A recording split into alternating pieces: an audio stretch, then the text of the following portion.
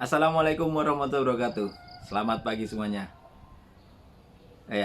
Kali ini Cak Man akan berbagi bagaimana tips Anda bisa melamar suatu pekerjaan di suatu perusahaan hingga lolos sampai medical check up. Sebelum menyimak video ini jangan lupa subscribe, like, dan juga share ke rekan-rekan kalian semuanya.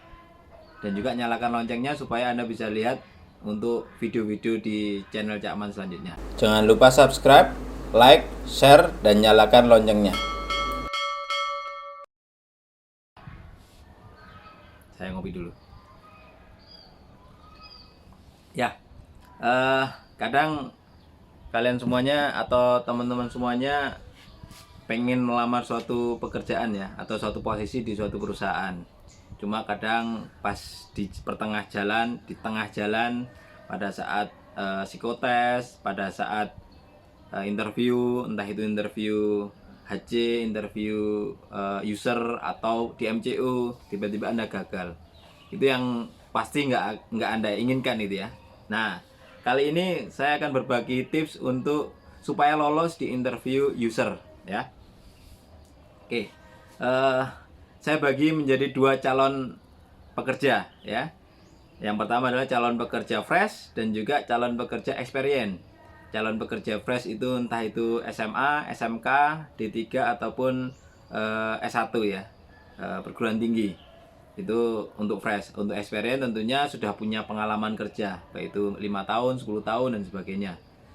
Saya akan berbagi tips di video kali ini bagaimana bisa lolos interview user untuk rekan-rekan calon pekerja fresh atau baru lulus sekolah ya. Saya menjadi tiga. Kenapa kok biasanya teman-teman itu gagal di interview user ya? Jadi kita belajar, saya kasih sedikit tips supaya bisa lolos di interview user. Tujuan interview user itu adalah mencari calon pekerja yang cocok dengan bidang pekerjaan suatu perusahaan tersebut. Karena user itu adalah yang mau menggunakan tenaga dari calon pekerja tersebut. Makanya dinamakan user ya. Makanya dinamakan user. Ini biasanya dilaksanakan sebelum medical check up. Jadi sangat penting sekali interview user ini. Dan itu merupakan kecocokan. Banyak yang gagal karena ya memang nggak cocok dengan usernya atau nggak sesuai dengan usernya. Nah, apa sih yang biasanya ditanyain oleh user di interview ini? Sebenarnya nggak banyak yang ditanya ya. Yang banyak yang tanya. Tadi saya bagi menjadi 3 hal aja secara general ya. Pertama, yang pasti ditanyain, perusahaan yang akan Anda lamar itu apa? Anda tahu nggak? Nah, rekan-rekan atau kalian semuanya yang gagal biasanya itu melamar pekerjaan di suatu perusahaan itu nitip ke teman atau ngikut. Pokoknya ada lowongan, isi, kirim. Kata teman bagus, kata orang tua bagus, kata si A si B bagus. Sehingga Anda nggak tahu ini perusahaan apa. Padahal itu sangat penting sekali. Oleh karena itu yang pertama Anda harus ketahui adalah Anda melamar di perusahaan apa. Ini Anda harus tahu dan cari tahu. Misalkan Anda bekerja di sebuah perusahaan perakitan mobil ya, atau perakitan sepeda motor misalkan seperti itu. Namanya perusahaan A lah gitu. Anda harus tahu perusahaan A ini bergerak di bidang apa, tugasnya atau pekerjaannya di bidang A itu apa aja, skalanya seperti apa, area kerjanya di mana, mungkin kantornya atau tempat kerjanya ada di mana. Kalau perlu Anda bisa dalemin kira-kira itu sebesar apa sih perusahaan ini, itu Anda harus tahu. Caranya gimana? Banyak banget informasi yang bisa kita dapatkan. Misalkan terutama dari website ya, Anda bisa googling di Google, cari referensi tentang perusahaan A tersebut. Sekarang udah banyak perusahaan-perusahaan, bahkan hampir semua perusahaan itu sudah punya websitenya ya, punya websitenya perusahaan tersebut. Masuk aja ke websitenya, pelajari mulai dari ini perusahaan apa, bergerak di bidang apa, visi misinya seperti apa, struktur organisasi seperti apa, area kerjanya di mana aja, itu Anda harus dalami semuanya sehingga Anda mengenal perusahaan tersebut. Ya, itu menjadi nilai plus Anda di mata seorang user pada saat interview. Sehingga ditanyain, kamu melamar di perusahaan apa? Oh, perusahaan A. Perusahaan A itu bergerak di bidang A, B, C dan sebagainya. Anda bisa menjelaskan. Ditanyain dapat dari mana, saya referensinya dari Google Pak, saya masuk ke websitenya itu bagus. Artinya Anda benar-benar mencari tahu. Atau memang Anda punya kenalan, entah itu teman yang sudah masuk duluan, saudara, orang tua, sanak keluarga dan sebagainya. Anda bisa bertanya ya, bisa bertanya ke mereka tentang perusahaan tersebut. Ini sangat penting sekali karena seorang user pada saat nanya, kamu mau bekerja di perusahaan apa? Saya nggak tahu Pak, pokoknya ngikut sama teman saya. Nah, ini sudah menjadi nilai kurang bagi seorang user terhadap jawaban tersebut. Itu yang pertama. Yang kedua, Anda mau melamar sebagai apa? Anda mau melamar sebagai apa? Sebagai operator, sebagai mekanik, sebagai teknisi, sebagai supervisor, sebagai officer, dan sebagainya, dan sebagainya. Ini Anda harus tahu. Dan Anda harus tahu dari awal tentunya. Saya melamar sebagai teknisi misalkan ya. Saya melamar sebagai supervisor di perusahaan A tersebut. Ini Anda harus tahu. Dan Anda juga cari tahu juga. Meskipun Anda seorang baru lulus ya, fresh graduate, baru lulus, Anda juga cari tahu juga. Ini posisi tersebut itu apa tugasnya? Posisi tersebut itu di perusahaan tadi itu tugasnya ngapain aja? Tugas dan tanggung jawabnya, kemudian nanti resiko pekerjaannya, efek pekerjaan dan sebagainya. Anda juga cari tahu.